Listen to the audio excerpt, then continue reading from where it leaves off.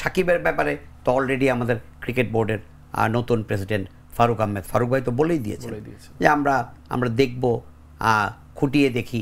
যেটা ফারুক ভাইয়ের যেটা কথা সেটা হচ্ছে যে আইনের যে প্রক্রিয়া, সেই প্রক্রিয়া বিসিবি যাবে। বিসিবি নিশ্চয়ই আইন ভঙ্গ করে নিজের মতো করে কোনো কিছু করতে চাইবে না। বাট আমার যেটা অনুমান একটা বা আমার একটা ধারণা, সাকিব অভিযুক্ত হয়েছেন, বাট একটা মামলা কি হয়, আপনার বিরুদ্ধে একটা মামলা রুজু করা হলো, রুজু করার পর তো সেটা তদন্ত হবে, কার্যক্রম শুরু হবে এবং অভিযুক্ত হবেন, বিভিন্ন প্রমাণ আসবে, পুলিশ ইনকোয়ারি হবে স্টেট ওয়েতে। সেই ইনকোয়ারি রিপোর্টটা যদি স্টেট সাকিবের এগেনস্টে যায় যে কোনো না কোনোভাবে তিনি ওই খুনের সঙ্গে জড়িত, সম্পৃক্ত বা তার যোগসাজশ বা সম্পর্ক আছে, এরকম কোনো রিপোর্ট যদি আসে, তাহলে তো অবশ্যই তার বিরুদ্ধে গ্রেপ্তারি পরোয়ানা জারি হয়ে যাবে।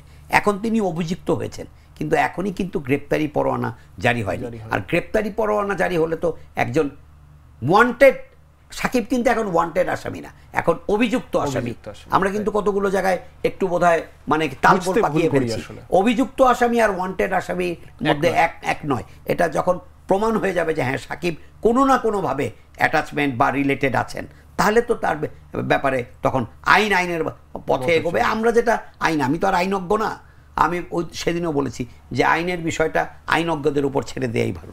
তবু আমরা সাধারণ ক্ষেত্রে যেটা দেখি, ফৌজদারি মামলায় অভিযুক্তদের বিপক্ষে যখন তদন্ত হয়, সেই তদন্তে যদি সাকিব কেন XYZ যে কেউ যদি মনে হয় যে হ্যাঁ তিনি দোষী বা তিনি কোনো না কোনোভাবে এটার সঙ্গে সম্পৃক্ত, তখন তো তার বিরুদ্ধে গ্রেপ্তারি পরোয়ানা জারি হয়ে যাবে। তো গ্রেপ্তারি পরোয়ানা জারি করা কোনো ক্রিকেটারের পক্ষে বা কোনো খেলোয়াড়ের পক্ষে ইন্টারন্যাশনাল ম্যাচ খেলা সম্ভব না, তখন নিশ্চিতভাবে বিসিবিও তাকে দলে রাখবে না। বাট আমার কেন জানি ওই দিন ফারুক ভাইয়ের কথা শুনে মনে হচ্ছে যে বিসিবি হয়তো বা তদন্ত রিপোর্ট পর্যন্ত অপেক্ষা করবে, অর্থাৎ তদন্তে যদি সাকিবের সম্পৃক্ততা মেলে তখন হয়তো তারা সাকিবকে অফ করে দেবেন। আদারওয়াইজ সাকিবের সেকেন্ড টেস্ট না খেলার আমি কোনো কারণ দেখছি না।